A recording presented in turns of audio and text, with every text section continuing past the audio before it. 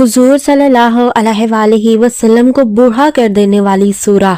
حضرت علی رضی اللہ تعالی عنہ نے حضرت فاطمہ الزہرا رضی اللہ تعالی عنہ کو حق مہر میں کیا ادا کیا؟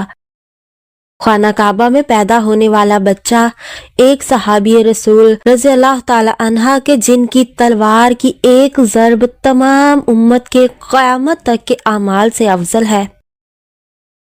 حضرت عیسیٰ علیہ السلام کے مشابہ شخص، یہ سب جاننے کے لیے ویڈیو کو آخر تک لازمی دیکھیں اور حضور صلی اللہ علیہ وآلہ وسلم کا نام مبارک جب بھی پکارا جائے ان پر درود و سلام لازمی پڑھیں اور کمنٹ باکس میں حضور صلی اللہ علیہ وآلہ وسلم کے اسم مبارک میں سے کوئی ایک اسم مبارک ضرور ٹائپ کریں۔ ویڈیو کو لائک کیے بغیر نہ جائیے گا۔ چلتے ہیں ویڈیو کی جانب۔ ایک بار خطبہ دیتے وقت حضور صلی اللہ علیہ وآلہ وسلم پر اللہ پاک کی عظمت اور ہیبت کا اس قدر خوف طاری ہوا کہ آپ صلی اللہ علیہ وآلہ وسلم پر لرزہ طاری ہو گیا اور صحابہ کرام رضی اللہ تعالی عنہ کو اندیشہ پیدا ہوا کہ آپ ممبر سمیت گر نہ پڑے۔ اس وقت آپ صلی اللہ علیہ وآلہ وسلم نے سورہ زمر کی آیت نمبر 42 کی تلاوت فرمائی تھی اور اس کی تشریح بیان فرمائی تھی۔ حضور صلی اللہ علیہ وآلہ وسلم کو مشرکوں، خواہ و رشتہ دار ہی کیوں نہ ہو، کے لیے دعائے مغفرت نہ کرنے کا حکم سورہ توبہ کی آیت نمبر 113 میں دیا گیا۔ ایک بار حضرت ابو بکر صدیق رضی اللہ تعالی عنہ نے آپ صلی اللہ علیہ وآلہ وسلم سے عرض کیا، یا رسول اللہ صلی اللہ علیہ وآلہ وسلم، میں دیکھتا ہوں کہ آپ بوڑھے ہوتے جا رہے ہیں، اس کی کیا وجہ ہے؟ تو آپ صلی اللہ علیہ وآلہ وسلم نے ارشاد فرمایا تھا، مجھے سورہ ہود اور اس کی ہم مضمون صورتوں نے بوڑھا کر دیا ہے۔ حضور صلی اللہ علیہ وآلہ وسلم پر قرآن مجید کی مکمل صورت میں نازل ہونے والی آخری سورہ سورہ نصر ہے۔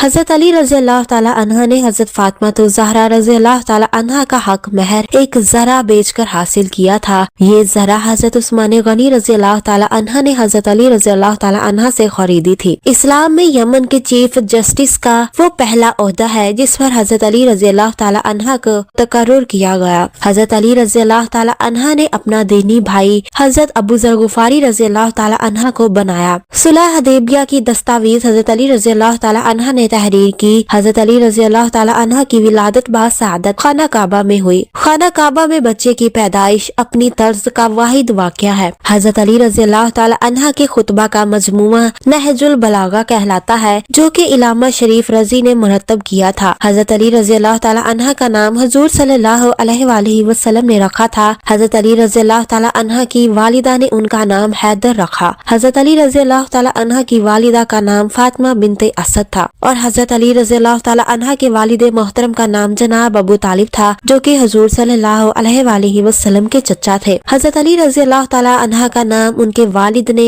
اسد رکھا تھا۔ غزوہ احزاب کے موقع پر حضور صلی اللہ علیہ وآلہ وسلم نے فرمایا تھا، آج علی علیہ السلام کی ایک ضرب میری امت کے قیامت تک کے اعمال سے افضل ہے۔ حضرت علی رضی اللہ تعالی عنہ قصاص سے متعلق احادیث اپنی تلوار کی نیام میں رکھتے تھے۔ غزوہ بدر میں 70 کافر قتل ہوئے تھے، جن میں سے 36 مقتولین حضرت علی رضی اللہ تعالی عنہ نے قتل کیے تھے۔ سب سے پہلے حضرت عبداللہ بن جوہش رضی اللہ تعالی عنہ کے لیے امیر المومنین کا لفظ استعمال کیا گیا تھا۔ حجۃ الوداع کے موقع پر حضور صلی اللہ علیہ وآلہ وسلم جب آخری خطبہ فرما رہے تھے تو حضرت ربیعہ بن امیہ بن خلف رضی اللہ تعالی عنہ آپ کی آواز دوسروں تک پہنچانے کے لیے دہرا رہے تھے۔ حضرت عبداللہ بن جوہش رضی اللہ تعالی عنہ حضرت حمزہ رضی اللہ تعالی عنہ کی قبر میں ان کے ساتھ دفن کیے گئے۔ مواخات کے موقع پر دو مہاجرین کا بھائی بنایا گیا، جن میں حضور صلی اللہ علیہ وآلہ وسلم نے حضرت علی رضی اللہ تعالی عنہ کو اپنا بھائی بنایا۔ حضرت حمزہ رضی اللہ تعالی عنہ کو حضرت زید بن حارثہ رضی اللہ تعالی عنہ کا بھائی بنایا تھا۔ خطبہ حجۃ الوداع کے موقع پر حضور صلی اللہ علیہ وآلہ وسلم نے حضرت عبداللہ بن نوفل رضی اللہ تعالی عنہ کو ان کی درخواست پر یہ خطبہ انہیں لکھ کر دینے کا حکم دیا تھا۔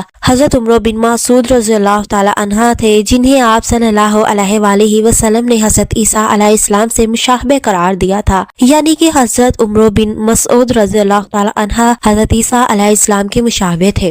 جب حضرت مصعب بن عمیر رضی اللہ تعالی عنہ حضور صلی اللہ علیہ وآلہ وسلم کے سفیر بن کر مدینہ تشریف لائے تو حضرت اسد بن زرارہ رضی اللہ تعالی عنہ کے پاس ٹھہرے تھے۔ حضور صلی اللہ علیہ وآلہ وسلم نے حضرت علی علیہ السلام سے فرمایا تھا، تمہیں مجھ سے وہی نسبت ہے جو ہارون کو موسیٰ علیہ السلام سے تھی، فرق صرف اتنا ہے کہ میرے بعد کوئی نبی نہیں آئے گا۔ مسجد نبوی میں سب سے پہلے چراغ حضرت تمیم داری رضی اللہ تعالی عنہ نے روشن کیا تھا۔ ناظرین، آخر میں ہمارا آج کا ٹاسک آپ سب کے لیے یہ ہے کہ خود کو قرآن مجید میں تلاش کرے کہ میرا ذکر قرآن پاک میں کہاں ہے اور میں کن لوگوں میں شمار ہوتا ہوں۔